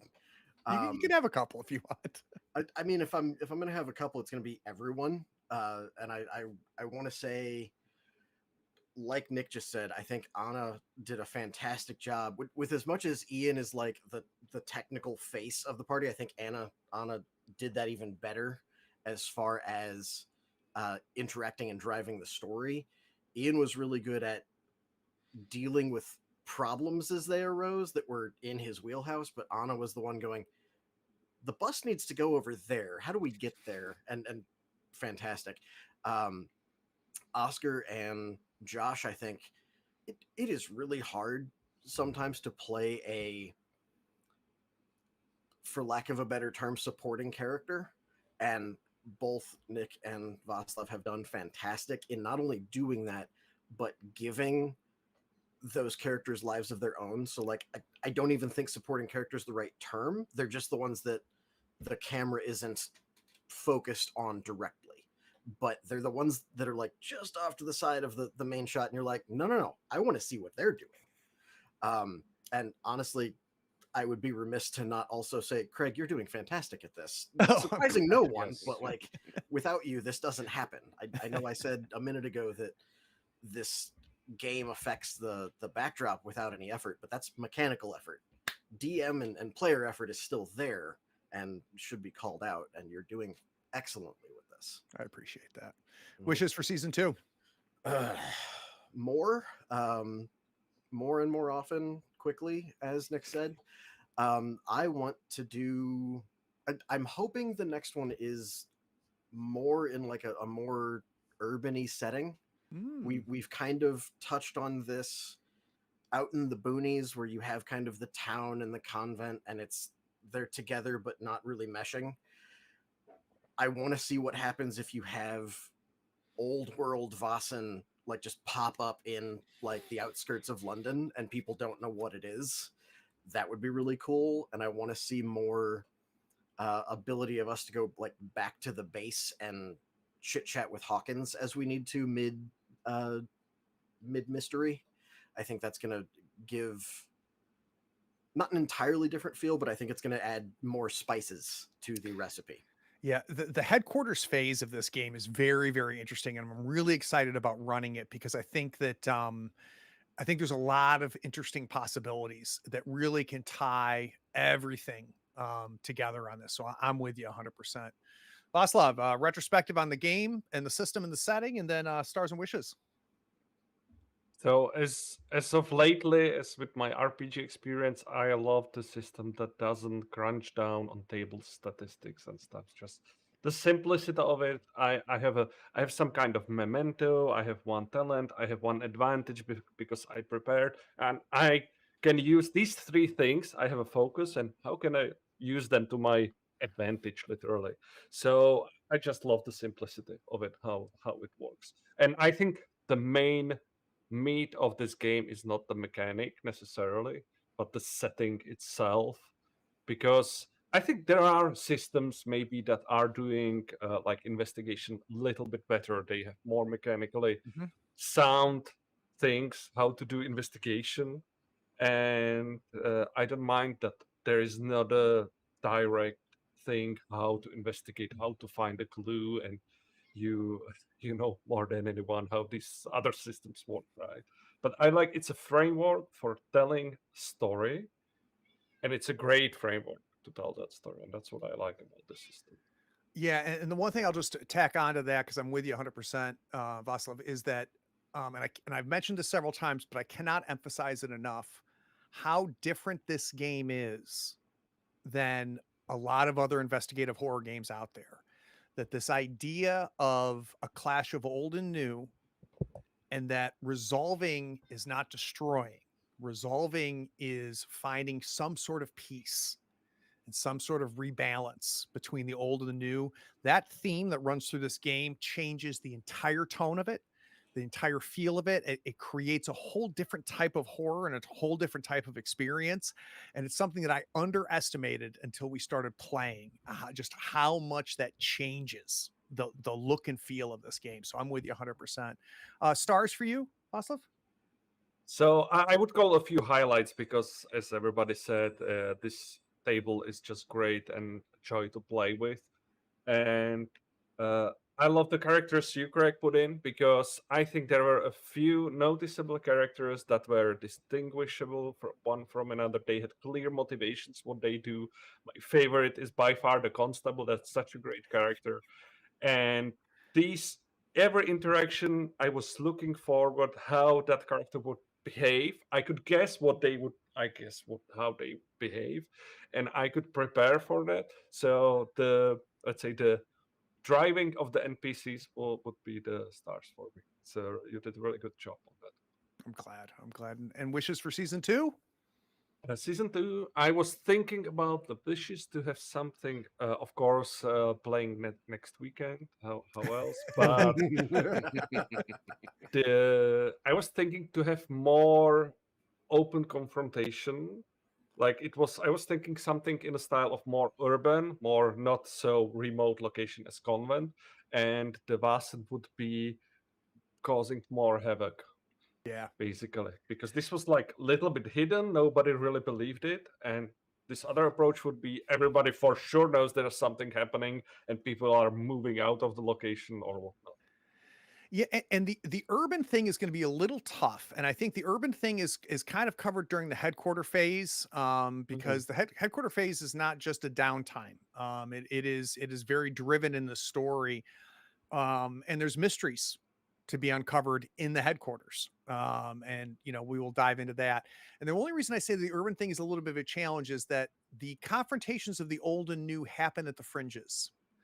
So uh I hope you're not too disappointed if we end up out in the country again, because that tends to be where these Vaesen are fighting the fight, and rising up against the advancement of civilization. But I'm hoping that we can sate some of this urban desire that you and Roman mentioned, when we get to the headquarter phase, because I've got some really, really interesting ideas, I think, for what the headquarters is and the mysteries that we might find there. All right, last but not least, Robert, retrospective on the system and the setting. All right, so everybody in this group especially knows that I was so stoked because, like Craig, actually, even unlike Craig, I backed Faison before he did. I was so excited Yeah, you about were it, ahead of me on this one. and to get to play this system for the first time as a player was such a joy because it's so rare for me. I know Craig knows what I'm saying here. It's so rare that I get the opportunity to play through a campaign of a game before I even get to run it, myself. It's usually the other way around. I'm running, and then I'm lucky if I get to play as a player in a system that I love. So this played out, and it's kudos to Craig as GM for this. It played out exactly how, when you are reading the examples in Vaesen of like how play is supposed to go, it plays out. I mean, it was the dream come true in That's this game. awesome. And so I was very excited about that. Other aspects of the retrospective, not just on Vaesen itself.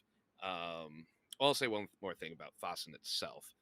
I think what makes it work is also it does the mystery so well, because one of the best things that Vaesen in the game book that it talks about for help for GMs is secrets, right? Mhm. The importance of secrets to the mystery, and that the townsfolk and the NPCs should have secrets if you're developing your own adventures. The pre-printed adventures for folks who've been watching this, love it, want to try it out with your friends. There's so many wonderful Oh, mysteries they're so that they've good. come out with, and they're so good, and they offer you so much so that you have the skeleton there, and your players can take the story, where they want it to go, right?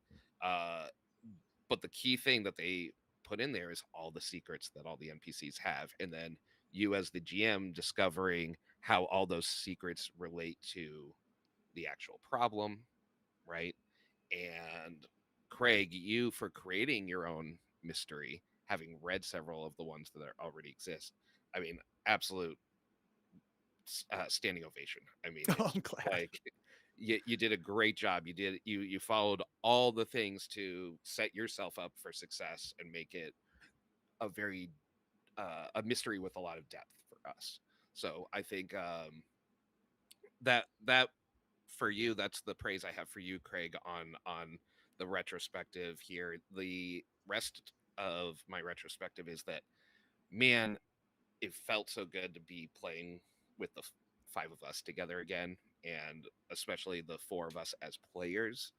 The chemistry, the rapport, and I thanked everybody after in the break, during the credits, for trusting me with where I wanted to go on the journey at the end with Anna and Nola.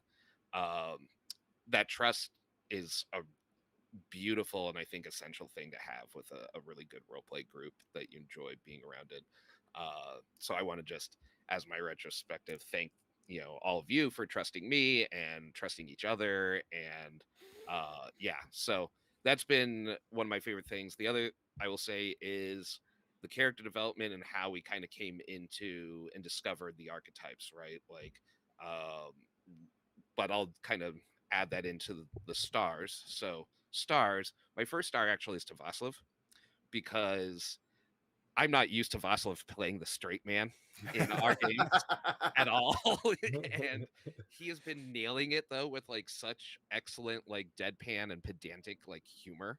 Um and also showing that like there, he is like the essential like body man, right? Like he it's honestly reminding me of like, Kato to Green Hornet, right? Like Josh is the really hyper confident one in the group, for understanding how the real world works, right?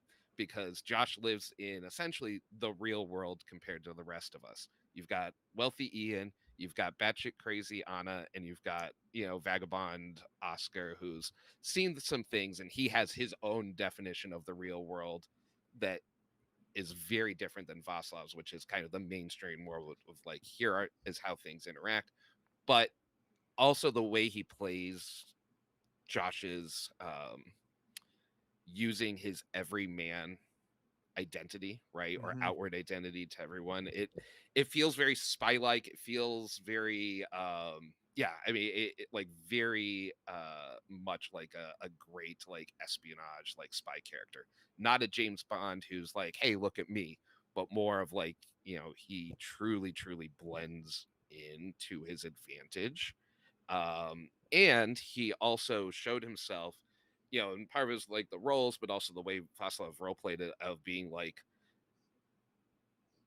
kind of the stone cold badass of our party, right? Like of being the one who has kind of the iron will that when all of us get like frightened each time, like he's the one who's like really like keeping that together. So that was really fun for me to watch. My other star is actually to Nick, because just the chemistry that we were able to build between our characters was really great. Roman and I obviously have a lot of time because we are part of our regular weekly role-playing groups together to build rapport with our characters, and we have, it's a lot different when I get to build those rapports with Vasilev and Nick. And there was definitely some really, like, compared to like our first time playing RPGs together, right?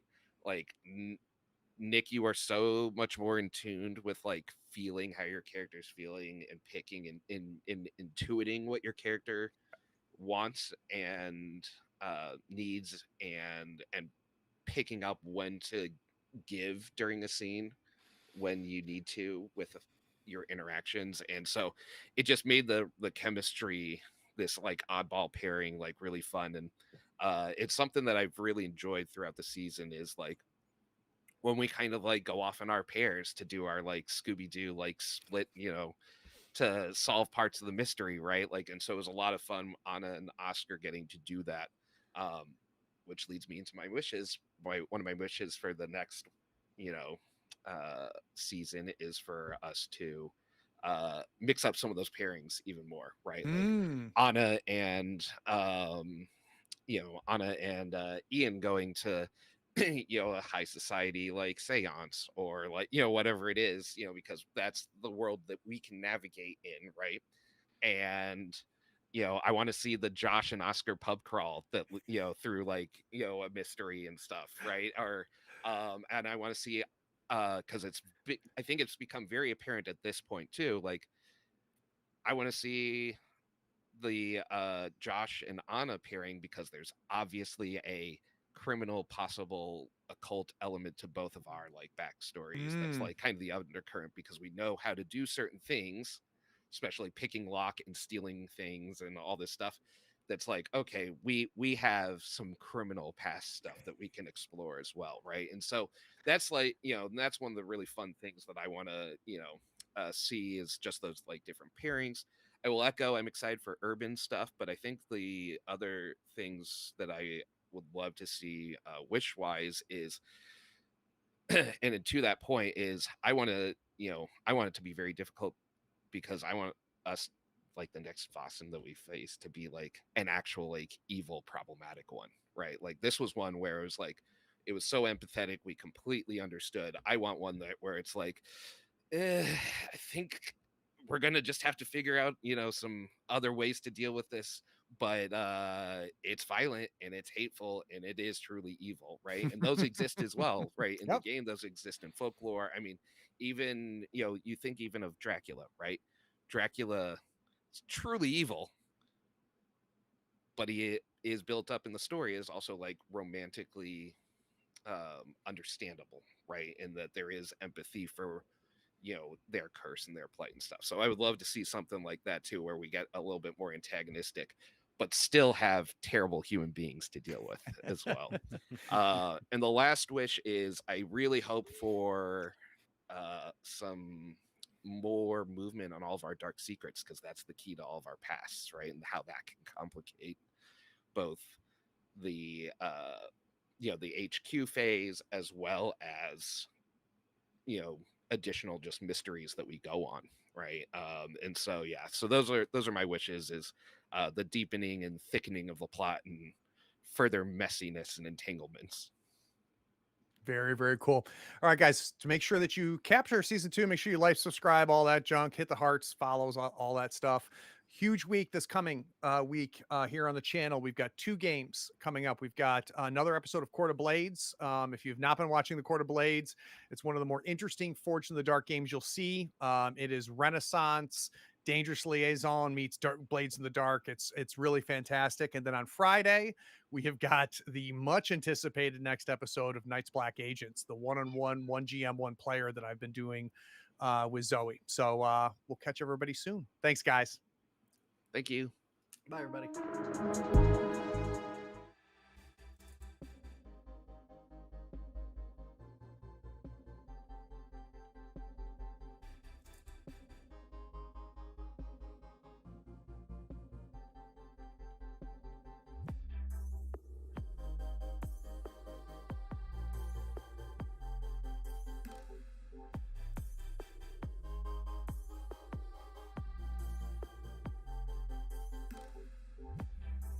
Howdy, friends. Thank you for watching. All our content is archived and organized in playlists on the Third Floor Wars YouTube channel. Check it out. And if you could like, follow, subscribe, and even set your notifications to this channel on YouTube and Twitch, we'd appreciate it, and it'll make sure that you catch all of our content. I talk with creators, designers, and experts across the gaming landscape in every episode of our podcast, Tabletop Talk. Open up your favorite podcatcher and search for Tabletop Talk from Third Floor Wars. Support your creators. They make the content you love, and it's your support that makes it happen. If you want to help us, go to Third Floor Wars on patreon.com, and you can help us for as little as $1 a month. Thanks again. We'll see you next time. Take care.